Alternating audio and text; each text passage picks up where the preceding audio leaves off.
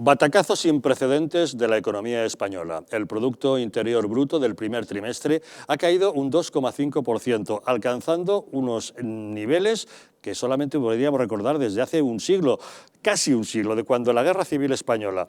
La verdad es que el dato es realmente malo, pero lo peor del caso es que empeorará mucho más en el segundo trimestre, porque a fin de cuentas en el primero, lo que es la crisis del coronavirus únicamente afectó a la segunda quincena del mes de marzo. ¿Qué es lo que pasará con una crisis sanitaria y económica más continuada?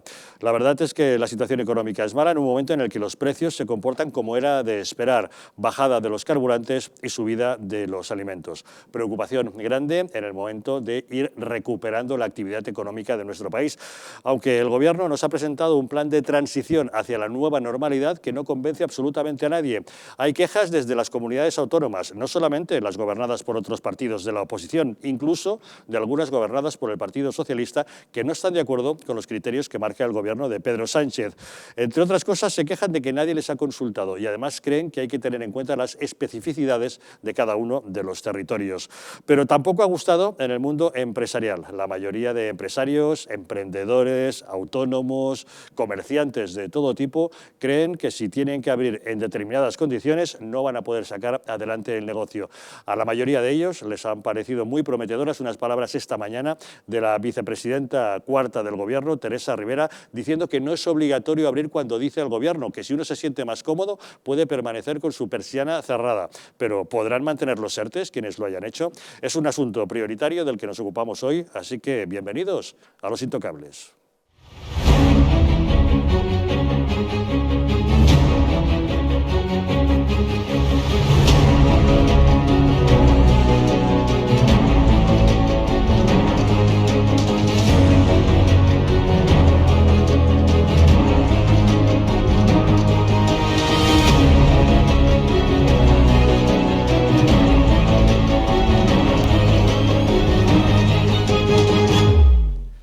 Muy buenas noches. Pueden ustedes sintonizar Los Intocables en las frecuencias 24, 45 y 57 de la TDT de Madrid, vernos en Aragón a través de la 8 de Zaragoza y en la Comunidad Valenciana a través de la 8 Mediterráneo. Desde cualquier otro lugar de España o incluso del mundo, si lo desean, ya saben que nos pueden sintonizar a través de Internet. Cuentan para ello con dos diferentes direcciones, eldistrito.es y distritotv.es. Nos encontrarán siempre en nuestro canal de YouTube, Distrito TV, también en Twitter, en Facebook, y si quieren enviarnos mensajes a través del WhatsApp, cuentan para ello con el teléfono 669 72 86 73.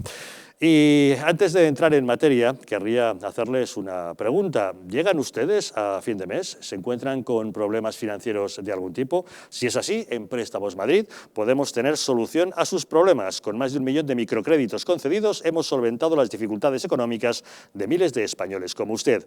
En prestamosmadrid.com resolvemos sus preocupaciones de liquidez con la ventaja de tener un descuento del 50% sobre los intereses para todos los telespectadores de Los Intocables. Tan solo tienen que registrarse en la página web www.prestamos-madrid.com y conseguirá hasta 600 euros, sin sorpresas y sin esperas.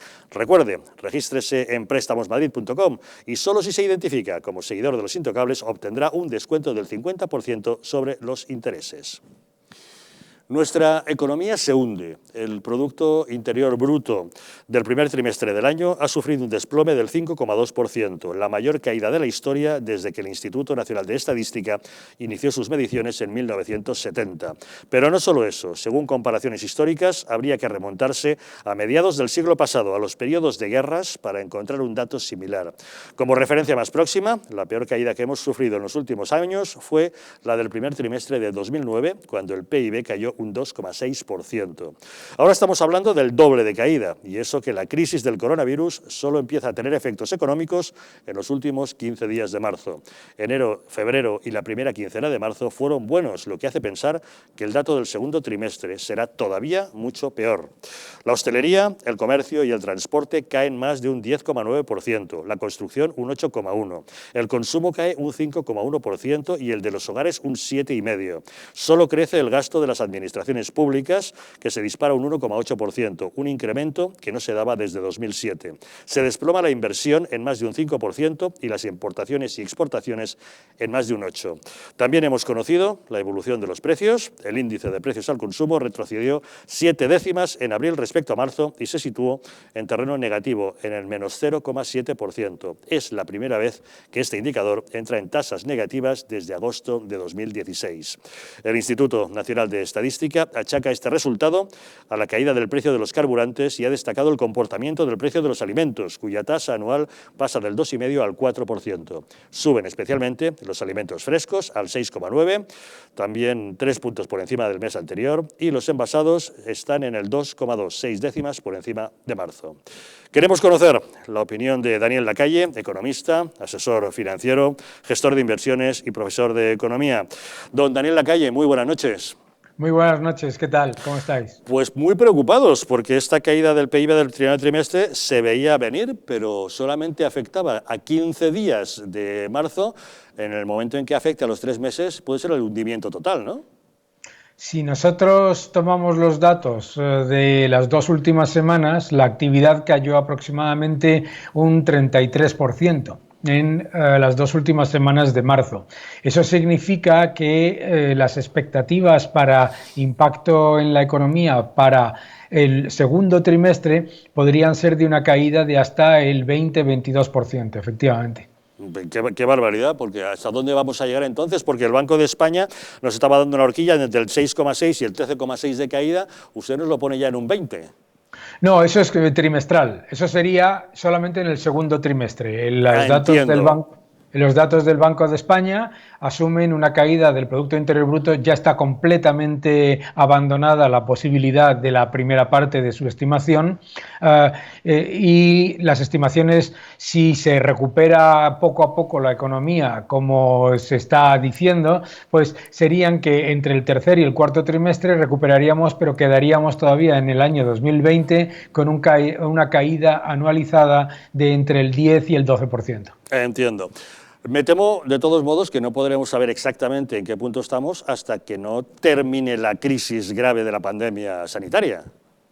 Yo creo que no solamente eso, sino que no sabremos realmente dónde estamos hasta que no sepamos el nivel de impacto real en la economía y en muchos sectores de la apertura.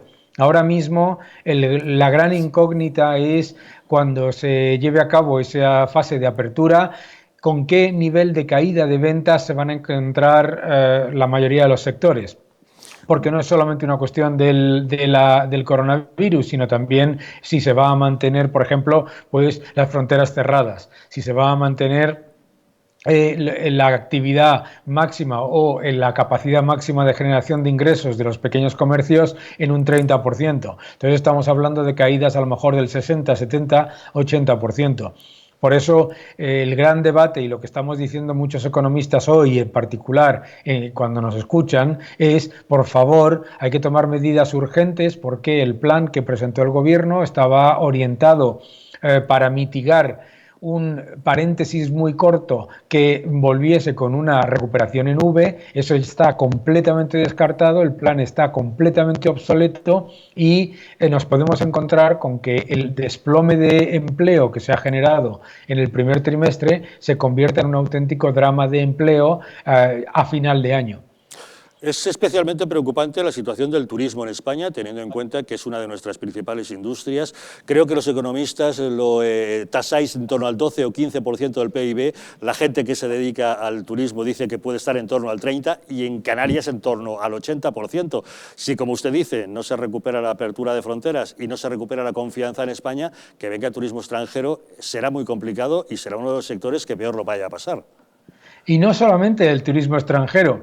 Uno de los factores que estamos analizando en muchas escuelas de negocios es, por ejemplo, el impacto en el turismo que tuvo la pandemia del SARS en los países asiáticos y cuánto se tardó en recuperar la actividad turística en esos países. Prácticamente 7 años. Y esto es importante entenderlo porque no es solamente una cuestión de que el gobierno diga, bueno, ya pueden ustedes abrir los hoteles, sino de si los clientes van a querer irse de vacaciones vacaciones y sobre todo con un desplome del empleo de tal calibre en España, si los clientes van a tener renta disponible para consumir ocio y hostelería. ¿Qué valoración hace usted de la evolución de los precios? Caen los carburantes, sube la alimentación. Eso parece lógico, ¿no? Hombre, parece lógico, efectivamente. ¿Qué es lo que pasa? Hay un factor monetario aquí peligrosísimo. Toda la política de los bancos centrales está orientada a que suban los precios a cualquier costa. Y eso en un shock de oferta como el que estamos viviendo, pues ¿qué es lo que ocurre? Que se puede generar, como se está generando, una reducción del poder adquisitivo de las monedas y, sin embargo, que la economía no tire porque no es un problema de falta de demanda monetaria, ni mucho menos de falta de demanda de crédito. Por lo tanto, lo que nos encontramos es con el riesgo gravísimo de esta inflación. Yo lo he dicho en muchas ocasiones, algún otro economista, no hay muchos que lo estén alertando, el riesgo de esta inflación. Es decir, que cuando nos recuperemos de manera muy pobre, pero los precios suban. Y claro, a los ciudadanos, que baje el precio de los carburantes tampoco les está afectando en positivo, porque el precio del crudo ha bajado, pero el precio de las gasolinas, como todos sabemos, por el efecto de los enormes impuestos que tiene, gasolinas y gasóleos en realidad han bajado muy poco. Y eso con un montón de parados, porque según la EPA tenemos 3,3 millones de parados. A esos hay que sumar 4,2 millones de trabajadores acogidos a un ERTE y 1,1 millones de autónomos que se han acogido a un cese de actividad. A mí la suma me da, de momento, 8,6 millones de desempleados. Sí, efectivamente, la consultora ADECO ya alertó y bueno, y todos lo hemos dicho, que en España ya tenemos aproximadamente el 30% de paro, sea paro oficial, paro de autónomos en cese de actividad o paro temporal. Eso es paro porque son personas que están recibiendo un subsidio de desempleo y son personas que no están trabajando. Entonces, es muy preocupante. Y muy preocupante porque la razón fundamental, vuelvo a hablar de cuando se empiece a recuperar la economía. Si nos encontramos que la mayoría de las empresas funcionan con un 30% de capacidad, no van a poder mantener el empleo por mucho que quieran. Si nos encontramos que una gran mayoría de esas empresas además no recuperan la actividad de la manera habitual, también nos vamos a encontrar que muchas de esas personas que ahora mismo están en lo que se llama ERTE, expediente de regulación temporal de empleo, se convierta en un ERE, en un despido por cierre. Y yo creo que este es un elemento esencial en un país que solamente en marzo hemos perdido 122.000 empresas. 122.000 empresas, para que nos hagamos una idea, es en un mes más de lo que se perdió en 2 años durante la crisis. ¡Qué barbaridad! Pues para terminar, don Daniel, ante este escenario, ¿qué es lo que debería hacer el Gobierno? Lo primero que tenía que hacer es, literalmente, tomar su plan económico y romperlo, porque está completamente obsoleto y total y absolutamente invalidado por la realidad. Es un plan orientado a un paréntesis corto con una recuperación en V. Y lo segundo que tiene que hacer es inmediatamente dejar de tomar decisiones ideológicas y coordinar las acciones del nuevo plan económico con los creadores de empleo, con CEPIME, las pequeñas y medianas empresas, con ATA, con los autónomos, con los empresarios, para que lo que ya es una sangría de empleo y lo que ya es una sangría de empresas no se convierta en algo peor. Además, el Gobierno tiene que parar de utilizar esta crisis como un subterfugio para ahogar a la economía real. El Gobierno, el Estado central, tiene ahora mismo un nivel de liquidez y un nivel de acceso a capital como no está visto en la historia. Se está financiando a tipos negativos reales, tiene un enorme apoyo del Banco Central Europeo, un enorme acceso a liquidez y el Gobierno central está funcionando literalmente como un cuello de botella. Es como si tuviéramos un jardín que regar, está cayendo agua sin parar y hay una parte, un enorme tapón que se llama Gobierno central que le está impidiendo que esa liquidez llegue a las comunidades autónomas, a los ayuntamientos y a las empresas, con lo cual se está ahogando la economía mientras en un mar de liquidez. Pues no me diga más, lo que hay que hacer es cambiar de gobierno, está claro. Eso está claro, eso está claro. Desde luego, la parte más completa y absolutamente radical y obsoleta en sus ideas económicas del gobierno, lo que está consiguiendo es algo que nadie, incluso los economistas más negativos con la evolución de la economía española, si nos hubiesen dicho que la economía española iba a caer más en el primer trimestre de 2020 que la italiana, hubiéramos dicho, hombre, no son esas nuestras estimaciones, no eran las mías, por ejemplo. Este es el nivel de destrozo que estamos teniendo. O sea, que una economía que estaba absolutamente devastada como la italiana ha caído en el primer trimestre menos que la española. La Champions League de la economía que decía Zapatero. Don Daniel Lacalle, economista jefe de Tresis, muchísimas gracias por atender la llamada de Los Intocables. Un abrazo fuerte y muchas gracias. Un abrazo, buenas noches.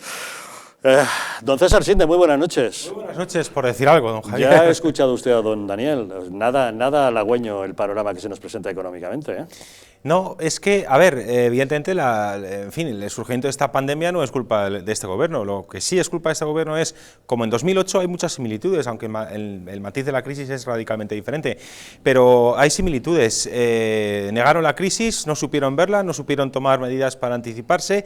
Ahora que ya lo sanitario parece que está remitiendo, a pesar de toda la ineficacia de este gobierno y gracias al magnífico trabajo de los profesionales de la sanidad, sea pública o privada, por cierto, de las dos, porque la sanidad privada también salva vidas, aunque este gobierno sectario y radical se olvide, pues ahora que lo sanitario empieza a mejorar, estamos empezando a despertar en la pesadilla de lo económico.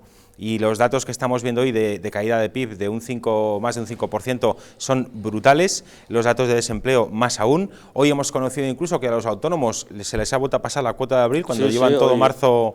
Hoy se les ha cobrado la cuota de autónomos, efectivamente. Exactamente. Pero yo creo que este gobierno, cuando se le recuerda la necesidad de que si la economía no está produciendo, que la carga fiscal debería ir en consecuencia a esa no producción de la economía, y el gobierno se niega sistemáticamente a hacer algo que es de cajón para no destruir todavía más tejido productivo y destruir todavía más empresas, se niega, en mi opinión, por una sencilla razón, porque eso sería admitir de facto que la elevada y confiscatoria presión fiscal que sufrimos en España es un grandísimo obstáculo para el desarrollo económico, para generar empleo y para que la gente pueda vivir según sus deseos con su propio trabajo, que eso es lo que no les gusta. Pero es el modelo de la izquierda, claro. Una elevadísima presión fiscal, cobrar muchos impuestos, claro, y desde el Estado tener mucho gasto público, claro, gastar mucho en cosas públicas, da poca importancia a la iniciativa privada. Exactamente, y es que además les da igual a qué aplican la fiscalidad.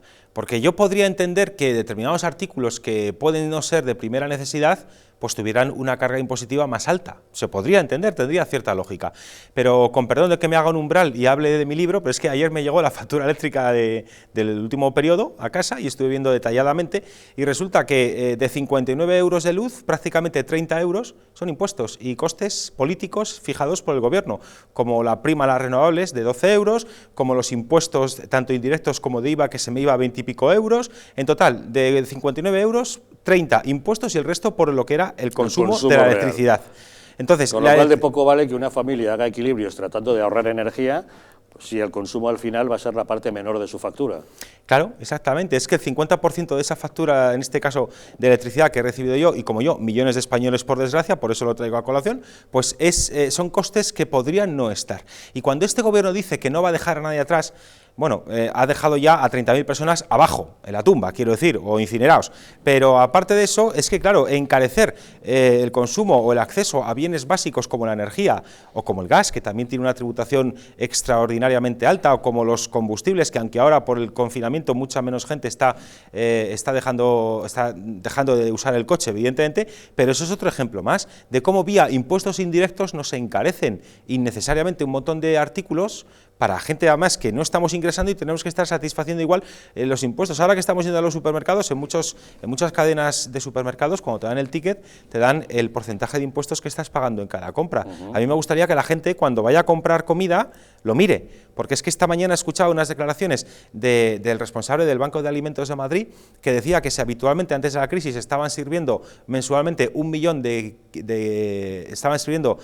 kilos de alimentos al mes, ahora resulta que la demanda se ha multiplicado por 2 y que deberían estar llegando a 2 millones de kilos de alimentos para poder distribuir mensualmente el banco de alimentos. Lógicamente es que ese es el primer efecto en una crisis económica de estas características, donde mucha gente acomodada ve únicamente estadísticas, cifras, índices que suben o que bajan, números, pero que en la vida real las personas lo sufren porque no tienen dinero para comer. Claro.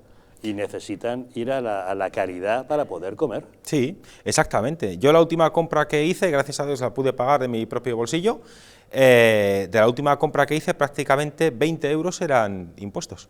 Compra de alimentos, que no compré nada que no fuera estrictamente necesario, pero de estas compras de mes que haces gordas, casi 20 euros eran impuestos según el ticket del Carrefour, donde fui a hacer la compra en este caso. Pues ¿no? ya Y venía usted clarísimamente. A don Daniel Lacalle, este gobierno está aprovechando la crisis para justificar su mala gestión económica. Es decir, la crisis del coronavirus ha golpeado muy duramente y ha hecho mucho daño, y gobernar a quien gobernase iba a tener efectos negativos para nuestra economía. Pero si golpea en un país que está gobernado con un criterio razonable, el mal hubiera sido menor. En cambio, ha ido a caer en un país como este, el español, gobernado por un ejecutivo socialcomunista que tiene unos criterios económicos que no son en absoluto favorables para los ciudadanos. No son favorables para los ciudadanos porque no son favorables para las empresas, que es la herramienta con la que los ciudadanos tenemos un empleo y tenemos ingresos. Que es que parece mentira tener que recordar cosas tan obvias, pero cuando muchísimas personas, además de por solventar las dificultades sanitarias lo antes posible, que eso también nos preocupa en primera instancia, pero también, a pesar de todas estas dificultades sanitarias, también nos preocupa muchísimo la economía, es por una sencilla razón, porque lógicamente tendremos que sobrevivir al virus, pero es que también tenemos que sobrevivir a la pobreza y a la inanición y a la falta de actividad económica, porque eso entonces nos lleva directamente a la quiebra. Hoy, esta mañana, en el Senado, la presidenta de la Comunidad de Madrid, Isabel Díaz Ayuso, lo ha resumido espectacularmente bien. Nos llevan a la ruina, literal. Sí, lo he dicho bien claro, nos llevan a la ruina, efectivamente. Literal. Entonces, ya hemos aprendido, yo también confieso que caí mucho en ese error de fiarme un poco de las, en fin, cuando estábamos a primeros de marzo, finales de enero, con todo esto que se decía del coronavirus, yo también pequé de exceso de confianza y de los mensajes, en fin, conciliadores o los mensajes que decían o no alarmistas del gobierno, igual que dijo la presidenta que ella, en fin, cometió el error de fiarse de la izquierda, pero que nunca más. Bueno, pues no caigamos en ese mismo error y seamos conscientes de que lo que nos viene ahora, a nivel económico, ahora viene el tsunami después del terremoto y viene la destrucción. Esta semana, por ejemplo, hace 2 días, creo recordar, el presidente del Partido Popular, Pablo Casado, se reunía con ANFAC, con la patronal del sector del automóvil. Y creo que eso es una de las cosas más sensatas que se pueden hacer, porque el sector del automóvil es uno de los 3 principales de la economía española. ¿Qué está pidiendo el sector del automóvil? Bajar la fiscalidad, un plan de incentivos para renovar el obsoleto parque automovilístico que hay en España con una antigüedad media de más de 12 años, para que tengamos además unos niveles de calidad ambiental mucho mejores al tener vehículos más nuevos y mucho menos contaminantes, pero incluidos también los de combustión. Porque antes de llegar a todo este follón del coronavirus, estábamos con una agenda ideológica del gobierno llamada Agenda 2030, todas estas zarandajas ecoloapocalípticas o ecoapocalípticas que le gustan a la izquierda, y estábamos asistiendo a un ataque de acoso y derribo a la industria del automóvil sistemático y a la persecución de los motores de combustión, que los de última generación son infinitamente menos contaminantes que los anteriores o que los coches más antiguos. Pues una de las cosas que está proponiendo el sector del automóvil, que necesita, porque en el escenario actual otra de las cosas que habrá que cambiar es ese plan enloquecido de perseguir al automóvil y de prohibir circular a la gente, pues eso, habida cuenta de que el automóvil te proporciona un aislamiento social para no contagiarte y para poder desplazarte de forma segura en tu propio vehículo sin contagiar ni ser contagiado, pues eso también habrá que revisarlo. Sin embargo, es todo lo contrario. Yo ya estoy viendo políticos haciendo declaraciones, por ejemplo, la mano derecha de Ada Colau decía que hay que aprovechar el coronavirus para que el sector del automóvil no vuelva a arrancar. Pues, lo decía hace unos días, literal. Pues es una de las principales industrias españolas. Sí, y además que es en tu tierra y en Barcelona, eso que lo diga la número 2 del Ayuntamiento de Barcelona, que tiene muy cerquita SEAT Martorell, que si no recuerdo mal es el 10% del PIB de Cataluña, solamente la fábrica de SEAT en Martorell, ¿verdad? Pues que diga eso da buena cuenta de que por desgracia en España no estamos en manos de gente que sepa gestionar. Y ni siquiera estamos en manos de políticos más o menos avezados o incluso más o menos inútiles. Para nuestra desgracia estamos en manos de activistas que lo que pretenden es imponer su ideología a la realidad, por muy mal que la realidad nos venga ahora con el coronavirus. Pues la realidad con la que se encuentran ahora muchos ciudadanos es que se han quedado sin empleo, se han ido al paro. Sumando los parados estructurales con los parados temporales, tenemos 8,6 millones de parados en España. Eso supone un 37% de la población activa. Hacemos una pequeña pausa y les damos detalles.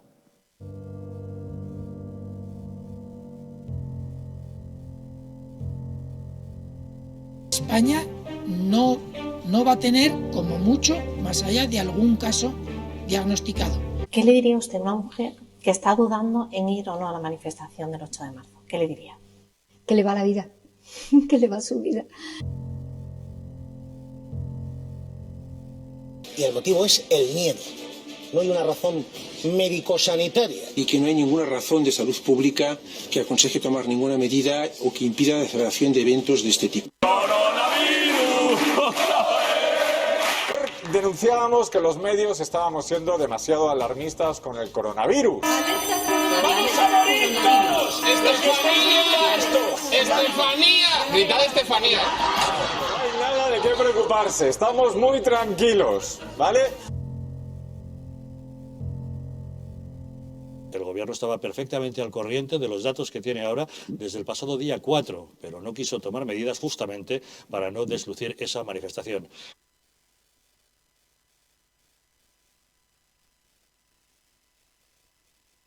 Para que no se vuelva a repetir, colabora con nosotros y lucharemos por ti.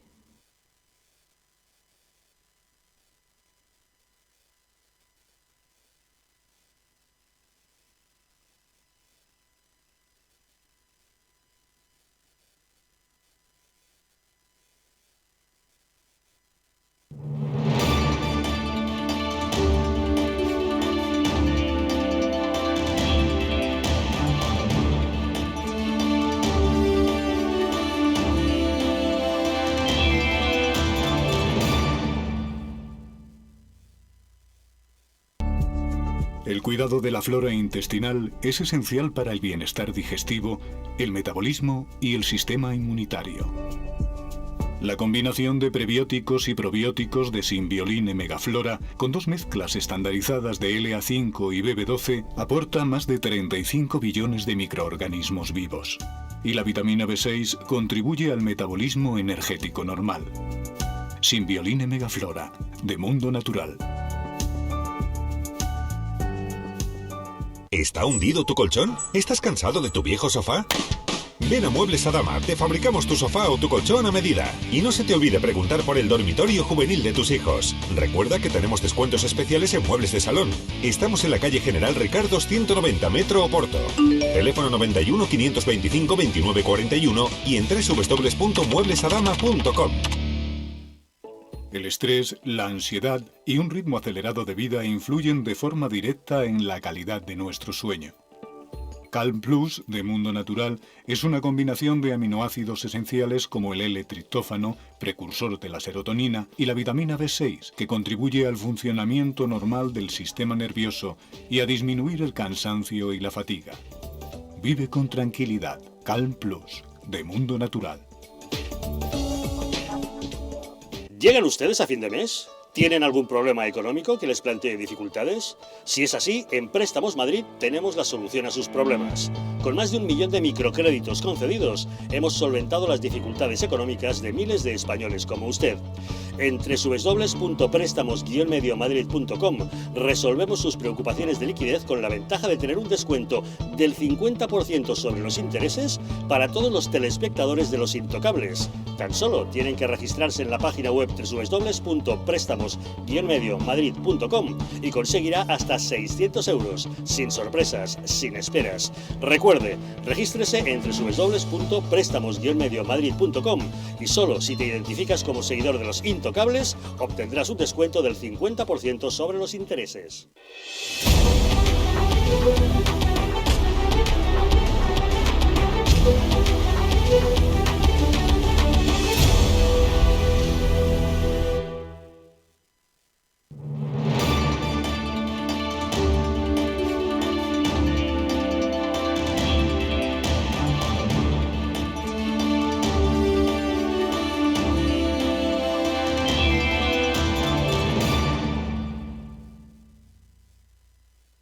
¿Sabías que el intestino aloja una estructura que fabrica y almacena el 80% de nuestras defensas? Y es que la flora intestinal juega un papel fundamental en la defensa de nuestro organismo. Symbioline Megaflora es un complemento a base de inulina, probióticos y vitamina B6 que aporta más de 35.000 millones de microorganismos vivos capaces de atravesar la barrera ácida del estómago y estimular la producción de recursos inmunitarios, así como de proteger nuestras mucosas. Además, la vitamina B6 contribuye al metabolismo energético normal, al funcionamiento normal de los sistemas nervioso e inmunitario y ayuda a disminuir el cansancio y la fatiga. Puedes encontrar Symbioline Megaflora en tu tienda habitual y en Parafarmacias Mundo Natural, aunque te recordamos que en estos días de confinamiento te quedes en casa y lo adquieras directamente en su página web parafarmaciamundonatural.es o llamando al teléfono 914460000. Quédate en casa con Symbioline Megaflora, es de Mundo Natural. ¿Cuántos parados hay en España? El paro registrado determinaba que a finales de marzo había un total de 3.548.312 demandas de empleo. La encuesta de población activa sumaba algo menos, 3.313.000. El número de ocupados que tenemos es de 19.681.300 personas. Según el Gobierno, los trabajadores acogidos a un ERTE son 562.900, pero sabemos que en realidad las solicitudes de ERTE en tramitación están en torno a los 4,2 millones. Y si a esto le sumamos los más de 1.100.000 autónomos que se han acogido al cese de actividad, podemos afirmar que en España hay 8,6 millones de parados. Así lo pone de manifiesto nuestro compañero Carlos Cuesta en la información que firma hoy en OK Diario y que titula «El desastre económico de Sánchez. Los parados estructurales y temporales suponen ya el 37% de la población activa». Don Carlos Cuesta, muy buenas noches. Muy buenas, ¿cómo estáis? Bueno, impresionados con los números que Sánchez no quiere que conozcamos, porque por eso nos suelta a la ministra Yolanda Díaz para que nos haga un lío a todos los niños y las niñas, ¿no? Sí, bueno, la verdad que simplemente por respeto a la ciudadanía deberían cuidar las formas, ya que no cuidan el fondo, ya que lo descuidan intencionadamente, podrían cuidar las formas simplemente para que no nos quedemos con las cejas pegadas al techo cada vez que les vemos hacer el ridículo. Pero hablando de lo que estabas comentando, que tiene un trasfondo brutal, nos encontramos en un momento que encajaría mucho más con una radiografía de economía de guerra que de cualquier otra cosa. Es decir, aquí se nos están dando todos los datos separados para que no hagamos la suma con un simple ábaco y en cuanto hacemos una suma tan sencilla como la que hemos hecho en OK Diario, el panorama es dantesco, es literalmente dantesco. Nos dicen por un lado, hay poco más de 600.000 personas que tienen un ERTE en estos momentos. No es verdad. Son las que tienen concedido y tramitado ya un ERTE porque ustedes lo están obstaculizando desde el Gobierno. Cuando miramos la cifra real nos vamos por ahora, porque sigue subiendo y además a un ritmo brutal, a más de 4,2 millones de personas entre los concedidos y los tramitados. Si no se les ha dado ya, que por cierto se les está imposibilitando que cobren y por tanto que coman, esta gente, si no lo han tramitado ya, es simple y llanamente porque la burocracia administrativa que dijeron que iban a quitar la han dejado plenamente en medio. De hecho, se han encargado de nombrar una autoridad laboral que tiene que aceptarte el ERTE. Vale. Solamente por ahí ya tenemos 4,2 millones. Como explicabas, Javier, perfectamente, cogiendo la mejor de las cifras, la de la EPA, estaríamos por encima de los 3,3 millones de parados. ¿Vale? Por tanto, vamos a ir sumando. Ya estamos en 7,5 millones de personas que están o temporalmente o definitivamente en paro. Pero desde luego lo que están es paradas en estos momentos porque, señora Yolanda Díaz, lo que no están es trabajando. Entonces, explíqueme usted cómo levita una persona que quiere trabajar y no trabaja, porque yo solamente veo dos fases, o estás trabajando o no estás trabajando. Si usted quiere negarse a llamarle parado, haga lo que le dé la santísima gana. Los demás le llamaremos como lo que es, están en paro. Bueno, y a partir de ahí seguimos, los autónomos. 1,12 millones han solicitado ya el cese por actividad, la ayuda por cese por actividad. Cuando solicitas la ayuda por cese por actividad, significa que ya has decidido que paralizas. Y decides que paralizas porque por lo menos tienes justificado una caída del 75% de los ingresos, tal y como el Gobierno socialcomunista se ha encargado de exigir para el momento en el cual se pueden solicitar esas ayudas. Por lo tanto, resulta que nos vamos a cerca de 8,5 millones, de 8,6 millones de personas. En España la población activa ronda los 23 millones. Pues es bastante fácil de calcular. Significa que 37% de la población en estos momentos no está trabajando, señora Yolanda Díaz. Ahora, si usted le quiere llamar señores holgorio festivos, le llama usted como usted quiera. Pero esta gente está parada. Y cuando tú estás parado, tienes dos posibilidades. Una, absorber recursos, es decir, cobrar prestaciones, absorber recursos del Estado. Dos, no absorberlos porque no te dan nada, lo que ustedes están haciendo con la gente que está con un ERTE paralizado. O la gente que ha solicitado esa ayuda y son autónomos, el cese por actividad, y resulta que ustedes tampoco les están ayudando con las prestaciones que les corresponden. Por tanto, solamente hay esas dos opciones, pero la opción que nunca existe es la de que esté contribuyendo al bienestar de España y contribuyendo al bienestar de su economía familiar o personal. Esa no existe nunca, por tanto, señora Yolanda Díaz, esta gente está parada. Pero eso no es el único dato negativo que tenemos en las últimas horas. Una cosa, sabemos que se dispara el paro, les llamen a los parados como les quieran llamar, pero son 8,6 millones, pero hemos conocido el crecimiento de la economía con un hundimiento del 5,2%, cayendo a índices de hace casi un siglo, de periodo de guerras, realmente demoledor. Ahí hay que además que hacer una explicación muy clara. El decreto del estado de alarma entra en vigor un 14 de marzo. Este dato de la caída del 5,2 menos 5,2 se refiere a todo el trimestre, ¿vale? Por lo tanto, ha afectado únicamente a las 2 últimas semanas, a cerca de 15 días más o menos, del último mes. Es decir, ha afectado a una sexta parte de todo el periodo medido. ¿Cómo debe ser el derrumbe para que haya arrastrado a todas las otras 5 sextas partes previas en las cuales se estaba creciendo? Es decir, la caída real en la última fase, que es en la que nos encontramos, porque continuamos en ella, en la de estado de alarma y paralización de la economía, solamente ha afectado a 15 días de 3 meses, única y exclusivamente. Por lo tanto, la caída no es del menos 5,2 en estado de alarma. La caída yo no sé cuantificarla, pero puede ser del 8, puede ser del 9 en ese periodo, porque ha tenido que arrastrar todo el crecimiento previo, ¿vale? En el siguiente trimestre vamos a tener mucha más parte de esa, porque seguimos en estado de alarma. Por lo tanto, el próximo dato trimestral ya nos podemos ir agarrando, ponernos el cinturón de seguridad, apretarnos bien lo que no es cinturón de seguridad, porque vamos a derrapar. Vamos a derrapar con el dato económico. Está claro que el segundo trimestre será demoledor, porque si este 5,2 que ha caído es solamente un sexto del trimestre, si lo multiplicamos por 6 es lo que nos encontraremos en el segundo trimestre. Claro, yo espero que no lo tengamos que multiplicar por 6. Vamos a ver, yo creo que este dato lo que empieza a explicar es por qué nos están desescalando, y utilizo su término. Nos están desescalando porque si no nos cargamos la economía del todo, porque todas las medidas que han sacado adelante son una auténtica, y perdóname la expresión, pero una auténtica y literal porquería. No valen para nada.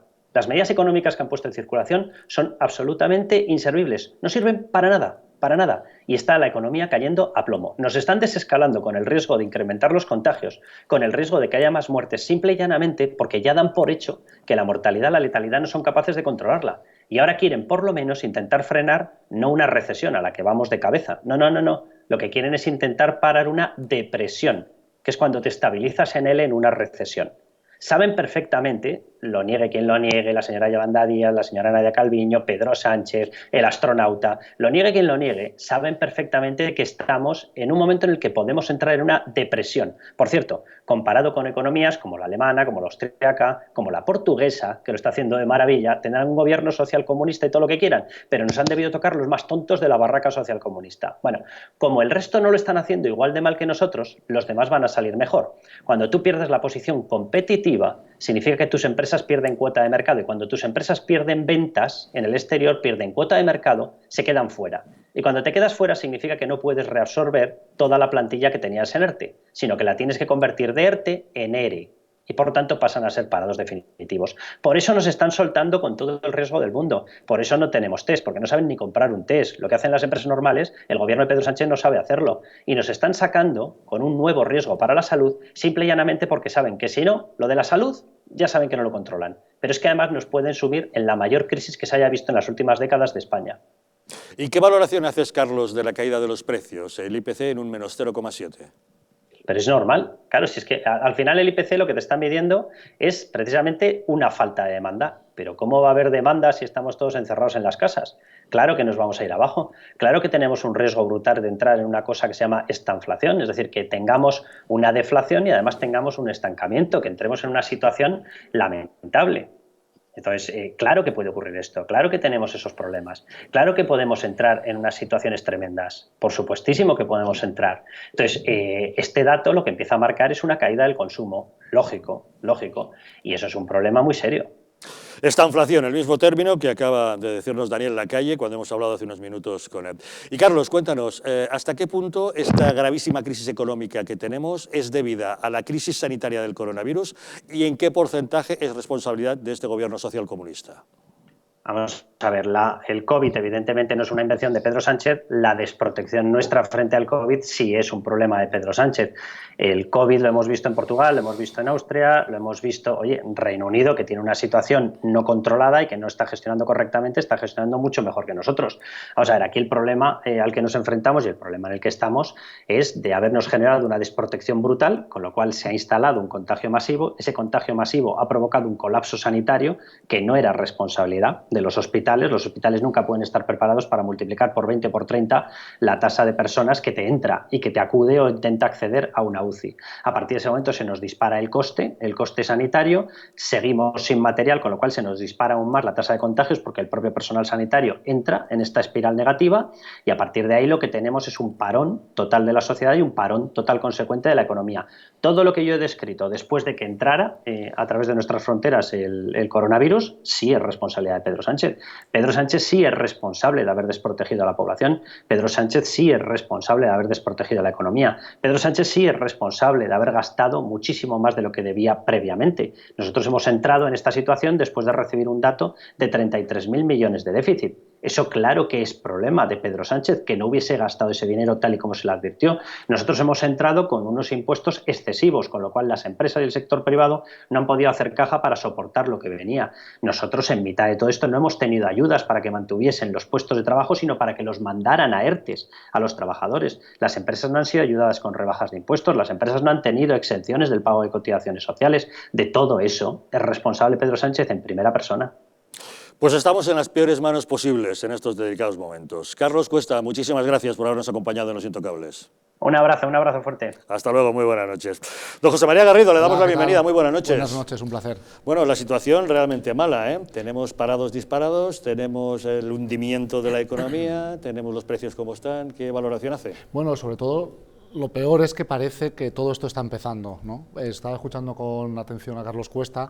Ojalá pudiésemos decir que es el final, ¿no? Que va a haber una recuperación, sino que todo parece indicar que no solo en España, sino que en el resto de Europa la situación va a empeorar en los próximos meses y que nos esperan meses bastante difíciles y convulsos, ¿no? Están hablando ya demasiado de estanflación, un término que nos da pánico porque es eso, caída, y cuando uno cree que se recupera no lo consigue.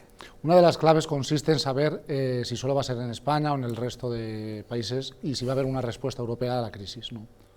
Bueno, de momento en Europa ya saben lo que dicen, que para pagar los festivales de los españoles que se gastan el dinero en lo que se lo gastan, que no, que aquí hay que tener una serie de garantías. ¿Cree usted probable una intervención? Bueno, esto de Europa también, ¿no? Sobre todo en Holanda, me hace mucha gracia porque yo no sé luego quién va a comprarle ciertos productos o quién les va a llevar la huerta a sus países, ¿no? Si se empiezan con la insolidaridad. Bueno, José María, es lógico que cuando leen por ahí que, yo que sé, en la Junta de Andalucía se gastan el dinero público en putas y en cocaína, pues lógicamente se echarán a temblar. Dicen, ¿pero qué hacen ustedes en España?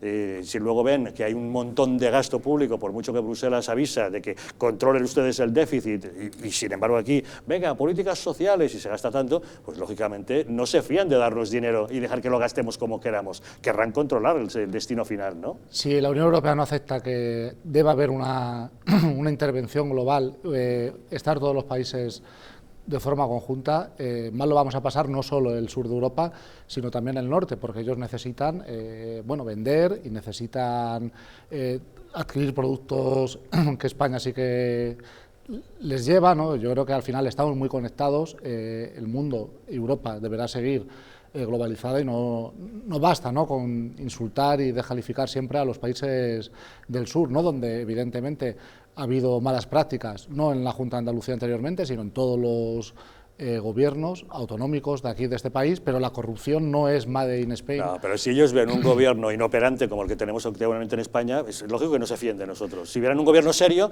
a lo mejor sería otra cosa, a lo mejor sí dirían, bueno, me fío de vosotros, ¿no? Es muy cuestionable, ¿no?, lo de serio o no serio. ¿Qué es un gobierno serio? El de Donald Trump, que tenemos no, evidentemente, eso es un hecho, son datos. Por poner otros ejemplos, ¿no?, que a veces está bien que miremos, ¿no?, lo que pasa fuera de nuestras fronteras. El de Donald Trump, el de Boris Johnson, el de Macron, todos los países tienen sus más y sus menos, ¿no? Está claro que es una pandemia global y yo creo que es un problema de Occidente no haber sabido hacer frente a la crisis de todo Occidente, de todos los países, y que hay un pecado original. Y aquí el pecado original no es solo de Sánchez, sino de todos los países de Occidente, incluyo por supuesto Estados Unidos, y de la propia Organización Mundial de la Salud, que era hacer caso a los datos que proporcionaba una dictadura.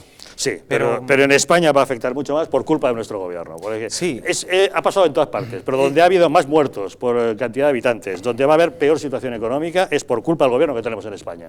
Exactamente. Y como decía Carlos, eso la pandemia no la han generado ellos, pero es que no lo han sabido administrar, otros lo han hecho mejor. Claro, decías tú, José María, que es que en todo Occidente nos está afectando, y tienes toda razón. La cuestión es, ¿cómo está llegando este tsunami a las diferentes costas de los diferentes países? Porque siguiendo con ese paralelismo que se hace siempre, de que primero ha venido el terremoto de lo sanitario y ahora ya está llegando el tsunami de lo económico, pues hombre, España digamos que se ha caracterizado por no retirar al interior a su población, estamos todos de juerga en la costa. Léase las manifestaciones del 8M con 120.000 personas en Madrid convocadas insistentemente por determinada parte de la izquierda sectaria para dar propaganda a sus consignas ideológicas, y donde en la propia cabecera de la manifestación ya se sabía del peligro. Hay imágenes de vídeo diciéndole a una señora que pretendía ir a besar a las ministras y se oye decir no se besa, que no se besa, que no se besa. Eso es un ejemplo. Hubo cines, hubo conciertos, hubo otro tipo de eventos multitudinarios ese mismo fin de semana, por supuesto, pero el gobierno y los partidos sustentantes del gobierno no promovieron a la gente a que fueran al teatro, a que fueran al cine o a que cogieran el metro. Promovieron y animaron a la gente a ir a la manifestación feminista del 8 de marzo, que todo hay que recordarlo. De ahí su responsabilidad. Entonces, bueno, César, tendrían que haber anulado esa manifestación y todos los demás actos. Claro. Porque la delegación del gobierno en Madrid ese fin de semana autorizó como 77 actos multitudinarios.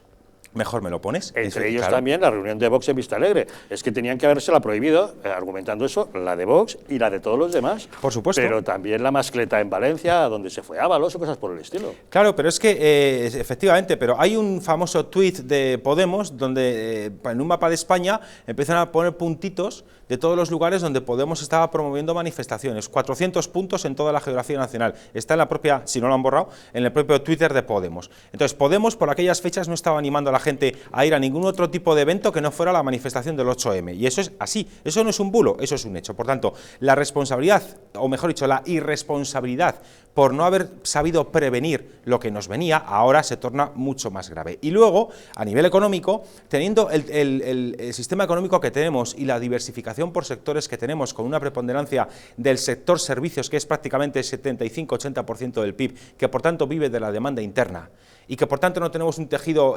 industrial y de exportaciones como pueda tener Alemania, que eso le va a permitir salir mucho antes de la situación. Teniendo ese mix o ese cuadro macro productivo en España, las medidas que está tomando el gobierno, lo único a lo que conducen es a que se destruyan empresas en cantidades industriales. Por ejemplo, haber prohibido el despido por causa procedente y haber obligado a las empresas a despedir por causa improcedente, que supone más días, más cantidad de indemnización, etcétera, etcétera. Es decir, al encarecer los costes de despido ante una situación de crisis por causa sanitaria que no es buscada por las empresas, eso lo que ha significado es que las empresas han tenido que gastar muchísimo más dinero para sanear sus gastos, para reducir sus gastos y poder subsistir. Y cuando tú dificultas el despido en una circunstancia como la actual, lo que estás haciendo es cargarte el vehículo que genera trabajo, que es la empresa. Y si antes, con el sistema pudiendo despedir de forma procedente, a lo mejor despedías a 2 empleados y mantenías a otros 2 y la empresa salía a flote, es que ahora se cierra toda la empresa. Y es que es todo así. El no tener test para saber quién está contagiado y quién no, para poder reactivar la economía, para poder reabrir España y para poder volver a una normalidad no nueva. Yo no quiero una nueva normalidad, yo quiero normalidad. A mí cuando empezamos a adjetivar me empiezo a preocupar. Bueno, solo una apreciación, César. Has dicho lo del 8M, yo creo que hay una demostración de que el gobierno actuó con mala fe, ¿no? Y es que la propia, ahora se ha hecho se sabe, ¿no? La propia mujer del presidente del gobierno y la propia madre del presidente del gobierno estaban en esa manifestación. Si ellos hubieran sabido... No, fueron incompetentes, no digo que tuvieran mala fe. No lo sabrían y no habría mala fe.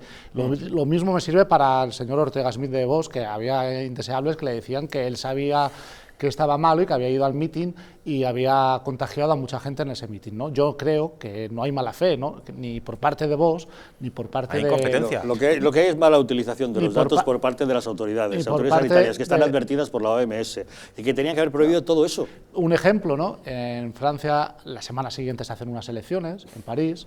En Reino Unido, por poner ejemplos de al lado de nuestra frontera, de nuestros vecinos, en Reino Unido hasta creo que 3 semanas después no se cierran los bares. Quiero decir, es que parar un país y sus datos sanitarios no son tan malos trae como los consecuencias como las que estamos viendo, como se ha parado en este país 6 semanas porque se ha primado la salud. Entonces, hombre, yo creo que si el gobierno lo hubiera hecho, yo que sé, 3 semanas antes, sin saberlo y adelantándose y siendo mesías, prácticamente profetas, y no hubiese pasado nada, dirían, se han cargado la economía, cuando aquí en España, igual que en Portugal, no hay apenas fallecidos. José María, César, ¿sabéis que lo que realmente ha hecho mal del todo el gobierno ha sido no solo mentirnos, sino la falta de test? Ha quedado demostrado que en aquellos países donde se han hecho test masivos a la población se han podido tomar decisiones adecuadas. Pero en España, este gobierno inútil, que no sabía ni comprar, que nos prometía test, que los compraba defectuosos y que luego a la hora de la verdad mucho prometer, pero da la impresión de que no tiene intención de que se hagan test masivos, da la impresión de que no quiere, porque no acaba de decir, sí, la semana que viene empezarán, pero no los hace, por miedo a que suban más los números que le puedan perjudicar a su imagen. El test es la única herramienta que cualquier gobierno puede utilizar para minimizar los daños de esta pandemia, teniendo en cuenta que no es culpa de ningún gobierno la pandemia, sino cómo minimizas los efectos, haciendo test masivos que te permitan tomar la decisión quiénes dan positivo, quiénes dan negativo y tomar medidas de confinamiento en función de ese dato. Hacerlas así el tuntún, todo el mundo encerrado en espera de que esto se pase solo, pues así llevamos esperando. Javier coincidirá conmigo que lo que tampoco se puede hacer es demagogia con los test, o por ejemplo, con el material sanitario que esta semana Madrid y Andalucía han tenido que retirar. Es muy difícil comprar. Claro que no se puede hacer demagogia con los test, que es lo que está haciendo el gobierno todos los días, cuando salen en comparecencia diciendo somos los líderes en la realización de test, hemos hecho no sé cuánto, pero es mentira. Esta semana se ha demostrado que los datos de la OCDE eran falsos porque los había facilitado el propio gobierno español para que los publicaran. Claro que no se puede hacer demagogia. Lo que no se puede pedir, ¿dónde están los test? Lo que no se puede pedir es que en España se hagan 47 millones de test, cuando en el mundo apenas hay 22 millones de test disponibles a día de hoy. Bueno, pues, y decir que tienen que hacerse 47 millones de test es como si yo digo que ojalá mañana no haya ninguna... ¿Sabe usted que hay una capacidad enorme de fabricar test de esas características, incluso en España? Es que de eso es de lo que se debía hablar. ¿Y por qué el gobierno no los quiere? ¿Por qué se va a comprar a China test defectuosos y no está apoyando a las empresas españolas que pueden fabricar test? Yo no sé cuánto tardan en hacer 47 millones, pero el tiempo que tarden los conseguirán hacer si es menester. Lo que se debía pedir a los gobernantes, al gobierno, a la oposición y a todas las comunidades autónomas es que en vez de estar discutiendo y batallando todos los días unos y otros y enfrentándose, hablen de intentar producir test de cara a octubre, de intentar traer material sanitario. Es muy fácil, ¿no? Si eres de izquierda, pues parece que tienes que criticar ahora el material sanitario defectuoso que ha llegado esta semana a Andalucía y a Madrid.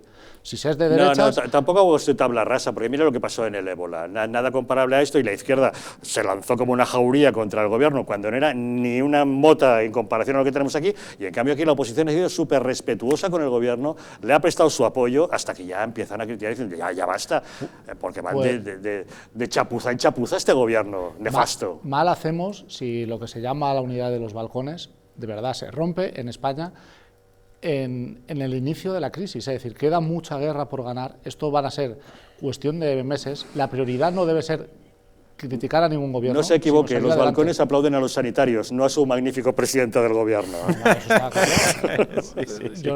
Pero vamos a ver, yo es que... cuando tú haces las cosas con cierta lógica y bien asesorado, puede que te acabe saliendo mal y, lógicamente, tiene consecuencias. Pero, hombre, convendrás conmigo en que no es lo mismo ir a China a comprar a empresas que no están auditadas ni certificadas por el gobierno chino, como ha hecho el gobierno central, que ir a China a comprar, siendo además una autonomía que te cuesta mucho más adquirir material, pero a un listado de empresas perfectamente homologadas. Y de las 350 toneladas de material que ha comprado la Comunidad de Madrid en 5 aviones, hasta ahora solamente ha salido una partida de 50.000, 60.000 mascarillas defectuosas. César, creo que no es lo mismo. César, pero ya sabes eso que el ministro de Sanidad ha utilizado como intermediarios a unos vecinos suyos del Vallés Occidental. Él fue alcalde de La Roca del Vallés y bueno, ha utilizado por lo visto a sus amiguetes de allí, que no tenían ni cualificación ni nada para comprar. Un desastre. ¿Y con qué nos encontramos ahora? A ver cómo minimizamos todos estos daños. Bueno, pues de nuevo miramos hacia el Gobierno, este plan de transición hacia la nueva normalidad, que a saber lo que quiere decir eso de nueva normalidad. El caso, que este plan de transición no ha gustado absolutamente a nadie. A los empresarios, nada, pero es que a las comunidades autónomas tampoco, pero no solo a las gobernadas por otros partidos de la oposición, incluso comunidades autónomas gobernadas por el Partido Socialista se están quejando del plan que ha hecho el Gobierno. Una pausa y les contamos.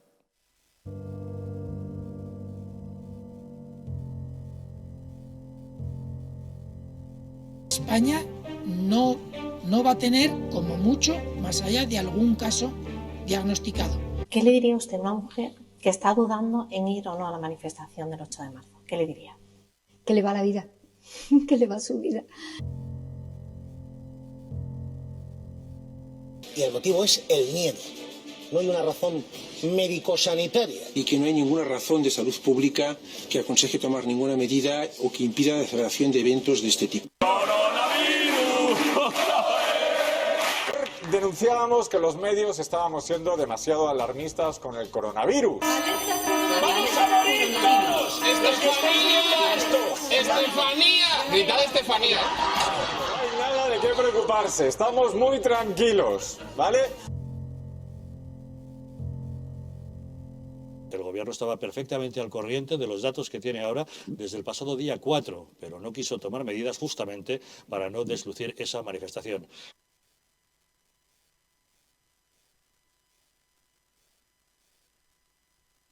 Para que no se vuelva a repetir, colabora con nosotros y lucharemos por ti.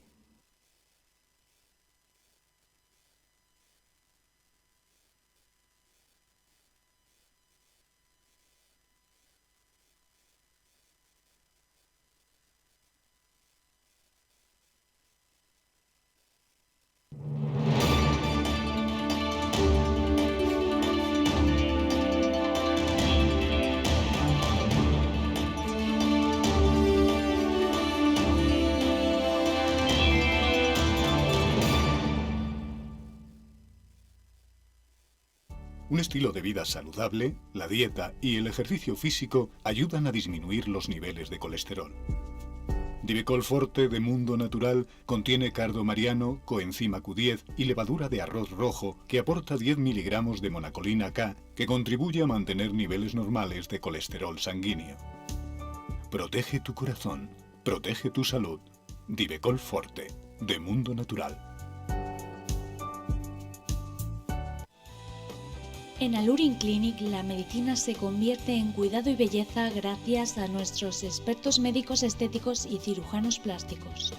Escuchamos al paciente, diagnosticamos y ofrecemos las mejores soluciones médicas adecuadas para cada caso. Rejuvenecimiento facial, ojeras, labios y un largo etcétera se tratan con una amplia gama de técnicas novedosas y productos de primera calidad. Nuestra reciente unidad de cirugía estética también es capaz de cubrir tus necesidades quirúrgicas desde el primer momento o aportar ese plus cuando la medicina estética no llega. Consúltanos acerca de la pérdida de peso bajo control médico, porque realmente nuestros pacientes son especiales para nosotros. En Alurin Clinic encontrarás cómo llegar a tu mejor yo. Un auténtico templo de la cocina asturiana en la capital de España. Un restaurante para toda la familia y todo tipo de eventos, con salones privados y hasta una mesa imperial para 32 comensales. La tradicional fabada, las faves con almejas, sus espectaculares verdinas, esas pequeñas alubias de color verde esmeralda tan suaves al paladar, el impresionante cachopo o el pote asturiano. Pero también los mejores pescados, como la merluza a la sidra con manzana y almejas o el salmón del Sella a la parrilla. Las mejores carnes y de postre, el arroz con leche con su costra de caramelo o los frichuelos rellenos de crema sobre salsa de chocolate caliente. Y como aperitivo, ese bollito horneado relleno de chorizo asturiano. Restaurante Ferreiro, el paraíso de la cocina asturiana en la calle Aviador Zorita 32 de Madrid.